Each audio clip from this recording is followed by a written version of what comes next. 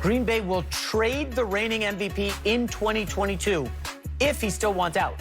It remains to be seen if that will actually happen, with previous reports indicating the Packers agreed to trade Rodgers before, only to not follow through. For now, the 37-year-old QB will focus on trying to bring the Lombardi back to Green Bay. All right, LeVar, will the Packers caving to Rodgers help him duplicate his MVP season? He's going to duplicate or possibly do better than what he did because Aaron Rodgers knows and understands his value when he's playing at a high level. He's not going to let any of this be a distraction to how he plays. It never has really been a distraction to how he plays. So will it help him to duplicate or be an MVP candidate this year? He didn't need this to begin with. Is there more incentive? There certainly is more incentive. In success comes power, and power comes influence, and he has the ability to grasp that and hold that right now. They are caving in. They are making concessions. There's so many different takes on Aaron Rodgers and how this plays out negatively against him. But in reality, in the real world, Aaron Rodgers is really winning, and he's winning big. You know, it's interesting when they use the quote, if he should decide he wants to be traded, if he still wants to be traded. The translation of that is, we don't want to trade him. And you may want to trade him for one reason or another, but as a total whole, you don't want to trade him. Otherwise, he would have been gone by now. Let's be clear here. When you don't want somebody, you can get rid of them.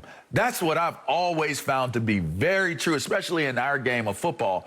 They don't want you, you are gone. You can believe that. The fact that this drama continues to build and continues to be a storyline, all it is doing is feeding the beast that Aaron Rodgers created in his lab. It's going to get bigger, and it's going to get bigger. You have the spotlight on him because, oh, does he want to get traded? Does he want to stay? What is the concerns about what happens if he does stay? What's the concerns of the front office? Does somebody have to get fired? All of these questions, all they're doing is what guys like Russell Wilson want, and other guys out there that haven't maybe gotten the respect or the notoriety that they're looking for. Aaron Rodgers has turned himself into a main storyline. The way you get MVP votes, you play well while people are paying attention. So this story, this drama that's playing out, only serves as a narrative, as a platform to be able to drive the agenda of what Aaron Rodgers has, which is to have in my opinion, to have a super solid year. Such a solid year where when he says to the front office, these are the things I need to remain a Green Bay Packer, they will have already been in position where they have to do it, and then you have to announce it, and then that's what it's going to be. I do not believe they are brave or bold enough to actually execute getting rid of Aaron Rodgers on their terms. It will not happen. So to me, I don't think that Aaron Rodgers is playing tight at all. He has a fully loaded deck to play as loose and as Aaron Rodgers-like as he'd like. So sure, it's going to be a duplicate year or a better year than even what it was last season. Yeah, I think, look, he was motivated anyway. He wants to win another Super Bowl. You know, I'm sure he wants to win another MVP if he can. And we saw last year, he used his anger about the Jordan Love draft to go out there and play tremendously. So if he wants to be traded, let's say right now, in his mind, his intention is, this is it, the last dance, like the photo of Jordan and Pippen that he put up on his Instagram. I want to be out of here after this season. Then I do think that's just extra motivation to go out and play well. I don't think there would be a letdown. Because Aaron Rodgers knows if I want to go out here and move on to another team, I need to look good. I'm 38, will be 38 years old in shortly, in December, I believe. I need to look good to have other teams want me. I get it. Even if he looks bad or doesn't have his typical Aaron Rodgers year, teams will still want him. But Aaron Rodgers isn't looking to just move on for 1 year. If he moves on, he's going to want a long-term contract at an advanced age. So he's going to have teams be like, oh, he still got it. Yeah, he's 38. He's closing in on 40, but he still got it, and we're not afraid to sign him up for the next 3 or 4 years. So, yeah, he's got every motivation in the world to go out and ball. And if they don't, then people are going to look at him. I get how great Aaron Rodgers is. We all know that he's one of the best to ever throw the football. But we also know he hadn't been to a Super Bowl in a decade. We also know that he's 1-4 in NFC title games. And we also know that his numbers, his performance in those NFC title games is almost the complete opposite of what he does in the regular season. Oof. Like, he never throws interceptions in the regular season. He throws a lot of them in the title games. So Aaron's got the receivers. He's got the offensive line. He's got the running backs. He's got a good defense. He's got a good coach. The late field goal call against Tampa Bay notwithstanding. He's got everything to make another strong run at the Super Bowl. And if they don't, if they're somehow 11-6, 10-7, and get beat in the first round of the playoffs, then people aren't just going to look at the Packers.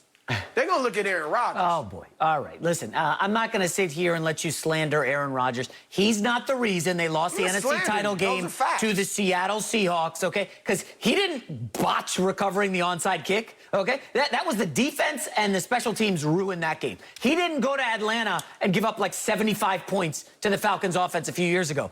And I don't think you can blame Aaron Rodgers for last year's game against the Bucs. But all that being said, there will be regression coming to the Packers. 13-3 the last 2 years. Look at the schedule, folks.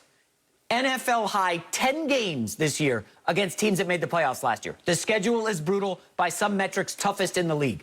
But I think the bigger picture, when you zoom out on Aaron Rodgers, this kind of feels like, and LeVar, we touched on this last week on another show here at FS1, it feels sort of like a divorce that might happen. Hey, listen, I'm going to give you a little bit to clean up your act. Otherwise, we're going to be headed to a divorce in a year. Are you going to change? Are you going to change your ways? Because remember, the things that got you here aren't going to get you where you're going, okay? In life, that totally rings true. And with the Packers, what got them here is, 25 straight years of Brett Favre and Aaron Rodgers.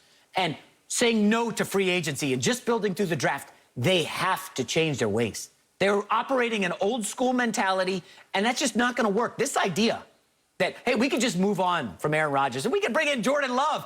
Like, you guys are going to have a rude awakening in Green Bay if that's the mentality. They have to change. Because, again, Brett Favre and Aaron Rodgers, 25 years, 2 Super Bowls. That's it. I don't think you can blame Favre and you can't blame Rodgers. But you can blame the Packers. They're the one constant. They've been operating the same way for over 2 decades, and they've got to change and adapt and get with the times.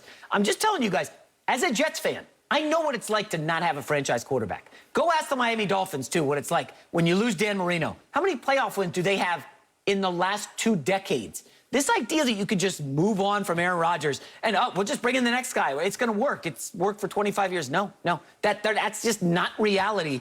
And, LeVar, the Packers need to capitulate. Yes, I said capitulate. Hello, Aaron. What can I get you? Would you like a receiver? Would you like an offensive lineman? How can we help you? We want you to end your career here with the Packers. That's what needs to happen. And listen, we've seen that play out. I mean, we've seen it play out by them moving up in the draft and using a pick that could have clearly made their team a better team on what seemed to be the heir apparent to Aaron Rodgers. Now, what happens from there, you ultimately get an idea of where Aaron Rodgers is coming from, because in those comments that you made, personnel-wise, they actually could use another receiver.